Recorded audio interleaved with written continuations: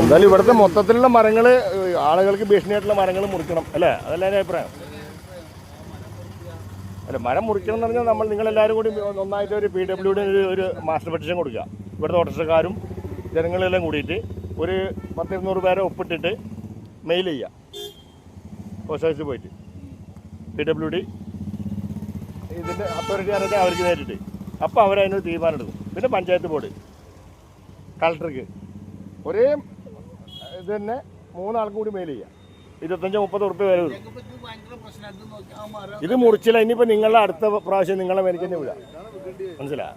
അതിന് മുന്നേ നിങ്ങൾ അത് മുറിക്കാനുള്ള സംവിധാനം ചെയ്യണമെന്ന് പറഞ്ഞിട്ട് നിവേദനം കൊടുക്കുക.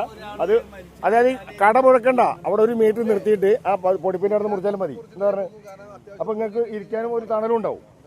എന്താ പറഞ്ഞത്?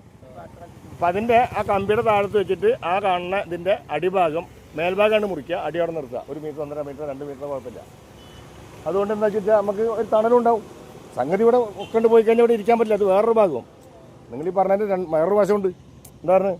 ഇപ്പം നമ്മളിവിടെ ഒറ്റയ്ക്ക് ഇരിക്കാനേ പറ്റാത്തൊരവസ്ഥയാണ് ഈ ഭാഗം. ഇതൊക്കെ ഉള്ള കാര്യം നമ്മളിവിടെ ഇരിക്കുന്നത്. അതുകൊണ്ട് പക്ഷേ അതേ നേരത്തെ ഇത് മുറിച്ച് മാറ്റിയേ പറ്റുള്ളൂ. അല്ലാതെ വേറെ നിവൃത്തിയിൽ ഏത് സമയത്ത് അത് മറിഞ്ഞു വീഴാനുള്ള സാധ്യത ഉണ്ട്.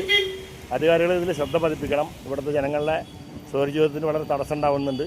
പനമ്പാട് കോളേജിൽ നിന്നും ദൃശ്യങ്ങൾ പകർത്തുന്ന ധനശേഖരൻ പനമക്കിൽ ധനം ബ്ലോഗേഴ്സ്.